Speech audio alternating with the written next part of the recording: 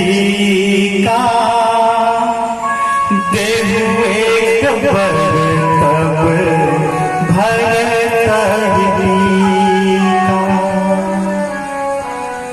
प्राणनाथ, मेरा पहला वरदान है कि कल राम के बदले भरत का राज्याभिषेक है। सुनते ही दशरथ के पांव तले जमीन खिसक सकती। क्या कह रहे हो कहीं? अरे रघुवंश की परंपरा है, लेकिन फिर भी यदि तुम चाहती हो, मैं महादेव की सौगंध कहता हूं कहीं हमने कभी राम और भरत में कोई अंतर नहीं किया, लेकिन तुम चाहती हो कि कल भरत राजा बने, मैं बना दूंगा। लेकिन अब दशरथ सावधान थे कि अब कहीं दूसरा क्या मांगने वाली है। वरदान मांगते वक्त कई भी कठोर हो गई, जान रही है क्या मांगने जा रही है। तापस वेश विशेष उदासी 14 बरिस राम वनवासी। कल प्रातः होते होते राम ने यदि तपस्वी का वस्त्र धारण करके 14 वर्ष के लिए वन नहीं गया तो अच्छा नहीं होगा महाराज। सुनते ही दशरथ गिर पड़े। दशरथ कहते कहीं क्या मांग लिए हो? कहूँ सुभावन छल मन माही जीवन मोरे राम बिनु नाहि। और सच कहते हो ये दशरथ राम के बिना जीवित नहीं रह सकता। कहे स्वभाव में छल मन माही। ये दशरथ तब तक जीवित है जब तक दशरथ के सामने उसका राम खड़ा है। अरे कुछ और मांग लीजिए। कहीं और कठोर हो गई। जाओ प्रात हो तुम मुनिवेश धरी, जाओ राम बन जाए मोर मरण राम अजस नृप समझ मन मार। कल प्रातः होते होते यदि राम वन नहीं गए ना, मैं आप कहा करूंगी महाराज। सुनकर दशरथ रोने लगे। आज एक चक्रवर्ती सम्राट अपनी पत्नी के पैरों को पकड़ लिया। एक है कहीं गई पदवी नय किन्ह बैठारी जनतिन कर कुल हो श्री उठा। अरे तू रघुकुल का कलंक बनने जा रही हो कहीं। और तुम्हें क्या लगता है भरत राजा बन जाएंगे? नहीं बनेंगे हो। कहीं नहीं माने। रात भर राजा दशरथ कई के सामने जमीन पर राम राम राम करते रहे। सुबह पूरी अयोध्या खड़ी है राजमहल के सामने।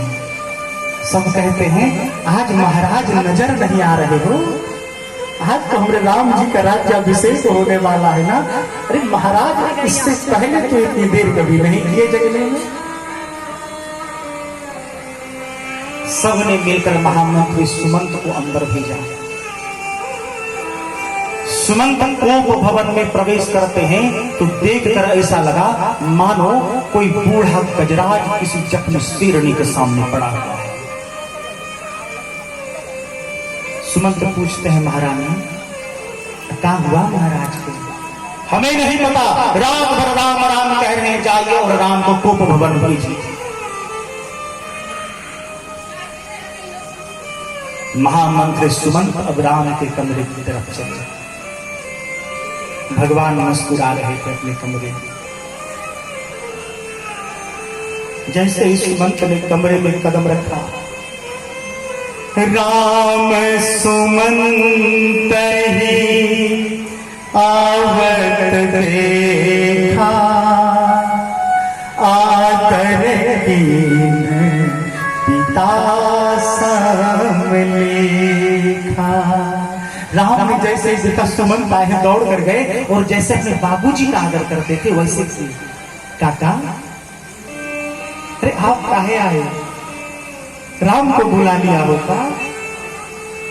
नहीं राम, कोप भवन में बाबूजी ने हमको याद किया। अब हमने रघुनाथ जी कोप भवन चले। जिस राम ने आज से पहले कभी दुख देखा नहीं था,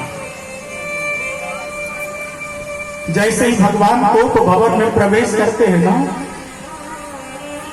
करुणामय मृदु राम सुभाऊ, प्रथम दीख दुख सुना न काहू, मातु कहे मोहि तात दुख कारण, करहु जतन जही होहि निवार। आज पहली बार हमरे राम जी रोए हैं। करुणा में मृदु राम सुभाऊ, प्रथम दीख दुख सुना न काहू। आज से हमरे राम जी ने कभी दुख देखा नहीं था, न सुना था। माँ, अब बाबूजी जमीन पर काहे हो? क्या इस राम से कोई अपराध हो गया? राम के जीवित रहते राम का पिता जमीन पर पड़ा है माँ, यह हमें अच्छा नहीं लग रहा है। क्या काम है, क्या बात है माँ? अरे कहो, क्या इस राम से अपराध हो गया माँ? कहीं कहीं कहते नहीं बेटा, मेरे राम से कभी अपराध नहीं हो सकता। तुम कभी अपराध नहीं कर सकते बेटे, तुम कभी अपराध नहीं कर सकते। और कहीं कहीं ने राम को सारी घटना बतला दी। जैसे ही राम ने सुना ना कि माँ ने कैकेयी ने भरत के लिए राज्य मांगा है, राम जी नाचने लगे। भरत प्राण प्रिय पावहि राजू, विधि सब विधि मोहि सन्मुख आजू। सुनु जननी सोई सुत बड़ भागी, जे पितु मातु वचन अनुरागी।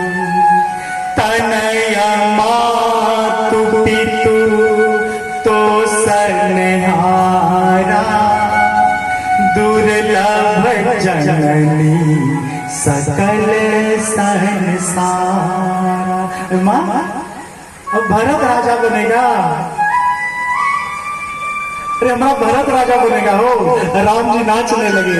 राम कहते हैं लगता है ब्रह्मा जी हमरे सुन रहे हैं।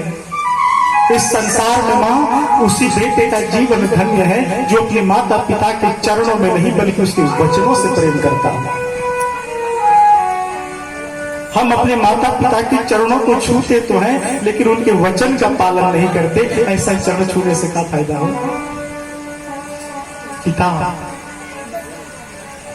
पिता रोटी है, कपड़ा है, मकान